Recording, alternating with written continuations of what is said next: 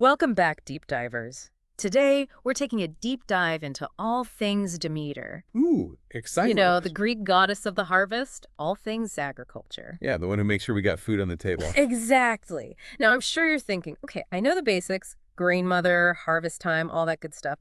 But trust me, there's so much more to uncover. We're going to be drawing from Wikipedia, scholarly articles, even some ancient hymns to dig into not just what Demeter is known for, but why it matters to us even now. Love it. Always up for uncovering hidden depths, you know? Absolutely. And that's why I'm so thrilled to have our resident expert in mythology and ancient history join us. You know, they're amazing at finding those hidden meanings, the symbolism that connect these ancient stories to our lives today. Well, I do try my best. So let's jump in. We know Demeter is vital for crops, right? But those Mhm. who really delved deep into her worship didn't just call her grain mother, they called her Thesmophoros. Giver of customs, right. Yeah. Or even sometimes legislator. Yeah, exactly. That's interesting, isn't it? She's not just about growing the food, it's like the laws, the rituals that actually shape society, Yeah. all centered around those very crops. Right. And it's not just some obscure idea.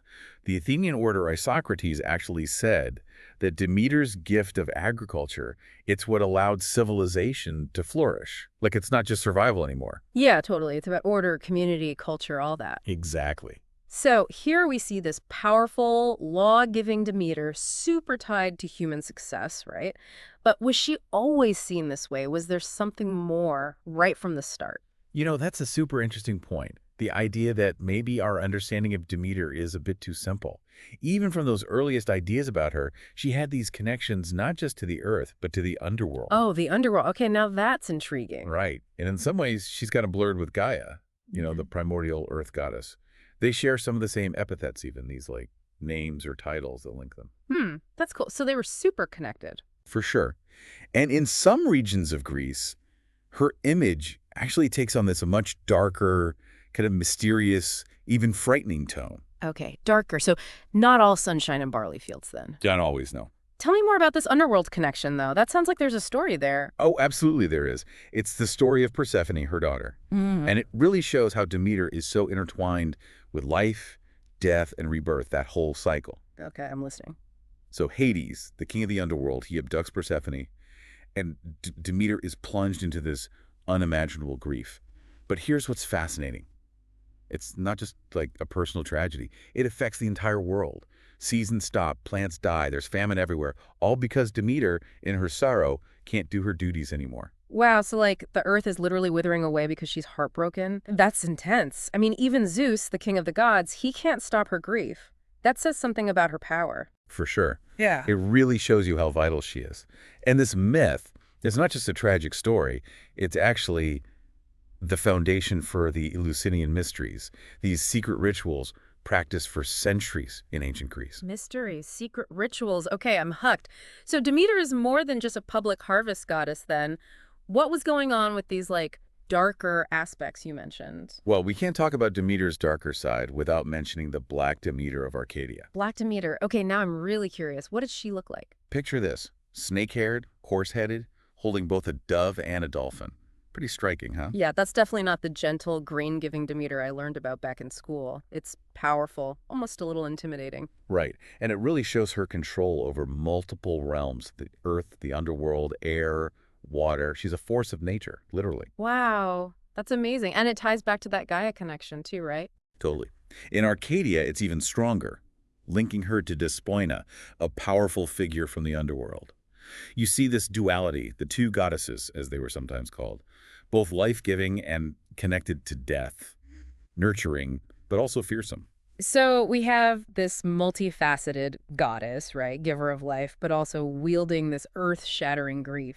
But was her anger always directed at the gods? Did mortals ever get on her bad side? Oh, Demeter's wrath wasn't limited to divine matters. Mortals who disrespected her, or the natural world, they definitely felt her fury. A good example is the myth of Erysichthon, a king from Thessaly. Okay, what did this guy do? Basically, he's the embodiment of human greed and disrespect for nature.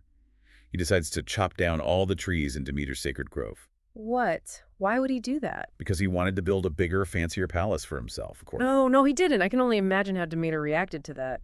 You could bet she wasn't happy. Her punishment is severe, but it fits the crime perfectly. She calls upon Limos, the spirit of insatiable hunger, to possess him. No matter how much Erisecton eats, he can never feel full. He's constantly, desperately starving. Oh, that's awful. But I guess he kind of brought it on himself, right? It's like a lesson about respecting the natural world, what happens when you're too greedy. Exactly. Demeter's making a point here. It's not just about punishing one greedy king. It's a larger lesson about balance and respect for nature. And she emphasizes this further in the myth of Misme and Ascalibus. Even a small act of mockery towards Demeter has some pretty serious consequences in that one. So yeah, don't mess with Demeter. But she wasn't always about punishment and fury. We talked about Triptolemus, how she taught him about agriculture, and the people of Phineus, who she gifted with pulses after they showed her kindness. Right. She could be incredibly generous and compassionate, especially towards those who showed her respect and honored the natural world. It sounds like finding that balance is key, right? Respect for Demeter, respect for nature. It's a timeless message that I think we can all learn from today. I couldn't agree more. And I think we've only just begun to scratch the surface of Demeter's complexity and her enduring relevance to our lives. Well, on that note, we're going to take a quick break, but stay tuned because when we come back, we're diving even deeper into Demeter's world. We'll explore her connection to the poppy, her influence on social structures, and the surprising ways her story resonates with us even today. Can't wait. This is going to be good. So don't go anywhere, deep divers. We'll be right back after this short break. So we've seen these darker, more mysterious sides of Demeter. Right. But I'm kind of curious about the flip side. We talked about her generosity with mortals, Triptolemus, the people of Phineus. But was it always like these grand gestures, or were there more, I don't know, subtle ways she showed she cared for humanity? That's a really good question. It's easy to get caught up in the big dramatic myths. But Demeter's kindness is woven into everyday life for the ancient Greeks. Think about it. Yeah. She's not just the goddess of the harvest. She's the goddess of all cultivated plants. Oh, that's true. Grains, fruits, veggies, everything that sustains us, nourishes us, brings us joy, all under her watch. I always get stuck on the grain part, but you're right. Her reach is so much broader. Exactly. It's Yeah. like she's this constant presence, a silent partner in every meal, every garden. Yeah, I like that. In every orchard, every... Right. And it goes beyond just providing food, too. Remember those thesmophoria rituals? Oh, yeah. They weren't just about a good harvest. They were about community, Yeah.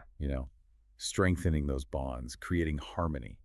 It's interesting how the personal and the societal are so tied together in her story. Like, her grief has cosmic effects, but her generosity is also felt by individuals in such a real way. Exactly. It's all connected. It is, yeah. It's like a web, A web, exactly. Mm.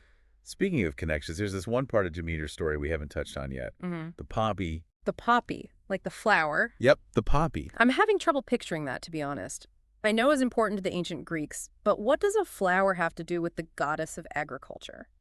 It seems strange at first, I know. Yeah. But the poppy symbolism adds this whole other layer to understanding Demeter. She's not just about the physical stuff, crops, harvest. She's connected to those deeper mysteries, too. Mm-hmm. Life, death, rebirth. Right. The Lucinian mysteries, the underworld, all that. But where does the poppy fit in? Well, the poppy, it was a symbol of sleep and dreams, Right. because of the opium. Oh, right. So it links Demeter to this mystical realm, something beyond the physical, that place where the line between the living and the dead gets a little blurry. So it's like not just literal food, but spiritual food, too. Exactly. The poppy, with its power to change your consciousness, bring on dreams. It becomes a bridge between the world we know and the unseen world. I never thought of it like that. And there's that dual nature too, right? The poppy's beauty, but also its potential for both healing and harm. It kind of reflects Demeter herself.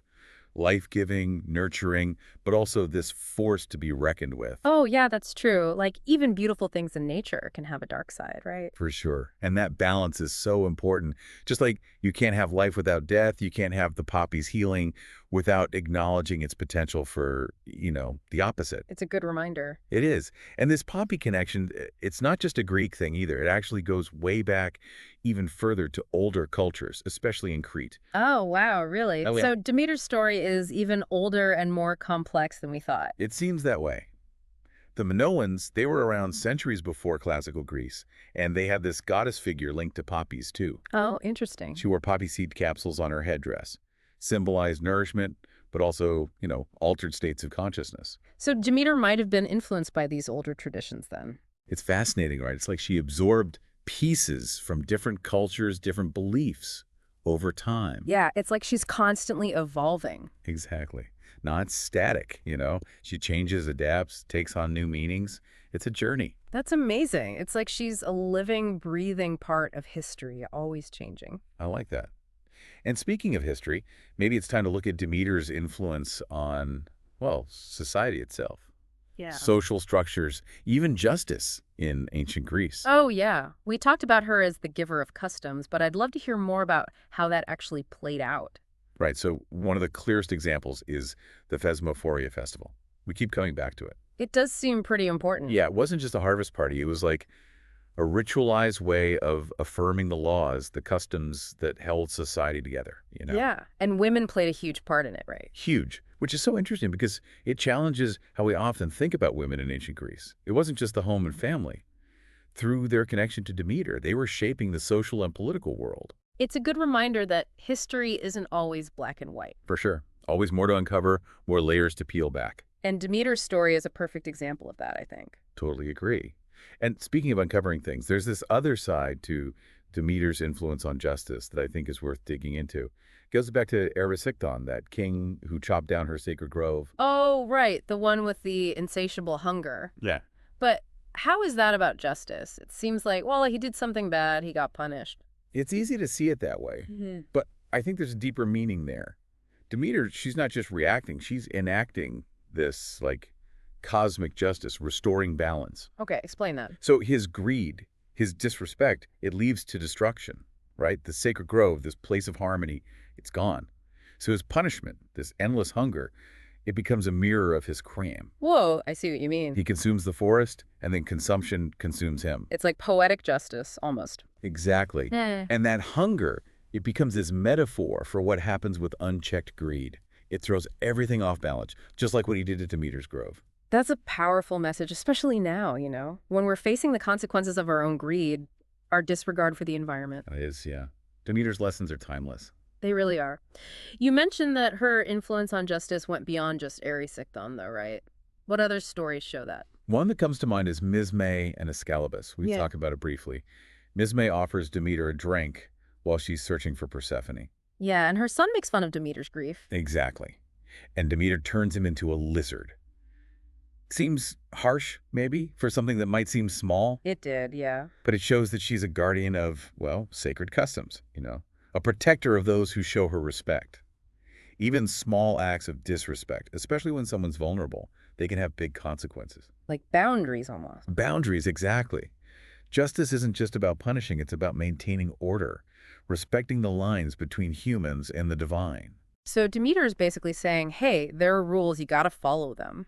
Pretty much. Yeah. She reminds us that our actions have consequences, and that respecting the balance of the cosmos, that's essential for everyone. It's a message we could all use, honestly. I agree. So much to learn from these myths, Absolutely.